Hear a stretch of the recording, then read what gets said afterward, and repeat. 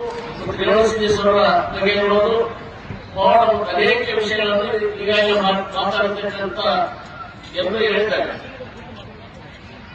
ನಾನೇನು ಹೆಚ್ಚು ಹೇಳಲ್ಲ. ಅವರು ನನ್ನ ಜೀವನದಲ್ಲಿ ನಡೆದಂತ ಒಂದು ಘಟನೆ ಹೇಳ್ತೀನಿ. ಮೊದಲು ನಮ್ಗೆಲ್ಲರಿಗೂ ಗೊತ್ತಿರಬಹುದು, ಬಹುಶಃ ನಾನು 1.5 ವರ್ಷದ ಹಿಂದೆ ನಾನು ಕುರಿ ಮತ್ತು ಉಣ್ಣೆ ಅಭಿವೃದ್ಧಿ ನಿಗಮದ ರಾಜ್ಯ ಅಧ್ಯಕ್ಷನಾಗಿದೆ. ಕರ್ನಾಟಕ ಸರ್ಕಾರದಲ್ಲಿ ಭಾರತೀಯ ಜನತಾ ಪಕ್ಷ ಸರ್ಕಾರದಲ್ಲಿ ನನ್ನನ್ನು ನಾಮಿನೇಟ್ ಮಾಡಿತ್ತು. ಆ ಸಂದರ್ಭದಲ್ಲಿ ಸರ್ಕಾರಿ ಕಾರ್ಯಕ್ರಮದಲ್ಲಿ ಜೋಡಿ ಮಾಡಬೇಕಾದ್ರೆ ರಸ್ತೆ ಅಪಘಾತಕ್ಕೀಡಾಗಿ ಸಾವು ಮತ್ತು ಬದುಕಿನ ಮಧ್ಯದಲ್ಲಿ ಹೋರಾಟ ಮಾಡ್ತಾ ಹಾಸ್ಪಿಟಲ್ ವೇದಿಕೆ ಮೇಲೆ ಇರತಕ್ಕಂಥ ಎಲ್ಲ ಹಿರಿಯರಿಗೂ ಗೊತ್ತಿದೆ, ಗುರುಗಳಿಗೂ ಗೊತ್ತಿದೆ, ಎಲ್ಲರಿಗೂ ಗೊತ್ತಿದೆ. ಅಂತ ಒಂದು ಸಂದರ್ಭದಲ್ಲಿ ನಾನು ಈ ಬದುಕಿ ನಿಮ್ಮೆದುರು ಮತ್ತೆ ಬಂದಿದ್ದೇನೆ ಅಂದ್ರೆ ಆ ರೇವಣ ಸಿದ್ದೇಶ್ವರ ಮತ್ತು ಸತ್ಯಾನಂದ ಮುತ್ಯರ ಆಶೀರ್ವಾದ ಹೇಳಕ್ಕೆ ಇಷ್ಟಪಡ್ತೀನಿ. ಬಂದಿಲ್ಲ, ನಾನು ಆಸ್ಪತ್ರೆಯಲ್ಲಿ ಇರಬೇಕಾದ್ರೆ ನನ್ನ ಬಗ್ಗೆ ಡಾಕ್ಟರ್ ಹೇಳಿದ್ರು, ಇಲ್ಲ ಬದುಕಲ್ಲ,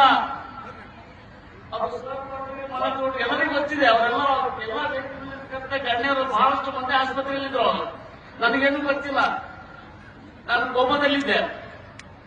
ಅವಾಗ ನಮ್ಮ ಕರಿಕಳ್ಳಿ ಶಂಕರ್ಲಿಂಗ ಅವರು ಅದುವಂತ ಇಲ್ಲಿ ಅಣಜಿಗೆ ಮುತ್ತರ ಹತ್ರ ಬಂದು, ಇಲ್ರಿ ಅಪ್ಪರ ಈಗ ದೊಡ್ಡ ಮನೆಯವ್ರಿಗೆ ಹಿಂಗೆ ಆಗ್ಯದ, ಅವ್ರು ಬದುಕೋದು ಕಷ್ಟ, ಇಲ್ಲ ಬದುಕ್ತಾರ, ಅವ್ರಿಗೇನಾಗ್ಯದ, ಇಲ್ಲಪ್ಪ ಡಾಕ್ಟರ್ ಹೇಳ್ಯಾರ ಅಂತ ಅದುವಂತ ಇಲ್ಲಿ ಬಂದಾಗ ಮುತ್ತೆಯವರು ಒಂದು ಮಾತು ಹೇಳಿದ್ರು, ಇಲ್ಲ ಅವನು ಸಾವು ಬಂದಿಲ್ಲ, ಅವನು ಖಂಡಿತ ಬದುಕ್ತಾನ, ನೀನು ಒಳಬೇಡ, ನಾನು ಆಧಾರ್ ಕೊಡ್ತೀನಿ, ಹೋಗಿ ಹೆಚ್ಚು ಮುಂಚೆ ತೆಂಗಿನಕಾಯಿ ತಗೊಂಡ್ಬಾ, ಇಲ್ಲಿ ತಂದು ಗದಿಗಿನಾಗಿಡು, ಅವ ಆರಾಮಾಗಿ ಬಂದ್ರೆ ಇಲ್ಲಿ ಬಂದು ತನ್ನ ಕೈಲಿಂದ ತಾನೇ ತೆಂಗಿನಕಾಯಿ ಹೊಡ್ಕೊಂಡು ಹೋಗ್ತಾನಂದಾಗ ಒಂದು ವೇಳೆ ನಾನೆಲ್ಲ ಬೆಂಗಳೂರು ಮಣಿಪಾಲ್ ಆಸ್ಪತ್ರೆಯಿಂದ ಎಲ್ಲಾ ಗುಣಮುಖವಾಗಿ ಹೋದ ಸಲ ಜಾತ್ರೆ ನಾವು ಏಪ್ರಿಲ್ 19ನೇ ತಾರೀಕು ದಿನ ನಾನು ಬೆಂಗಳೂರಿಂದ ಬಂದಾಗ ಇದೇ ಪುರಾಣ ಕಾರ್ಯಕ್ರಮದಲ್ಲಿ ಅವತ್ತಿನ ದಿನ ಹೊರಟು ಬಂದು ದೇವರ ದರ್ಶನ ಮುಖ್ಯ ದರ್ಶನ ಪಡ್ಕೊಂಡು ಹೋಗಿದ್ದೀನಿ. ನಿಮ್ ಕಣ್ಣೆದುರಿದೆ ಪವಾಡ.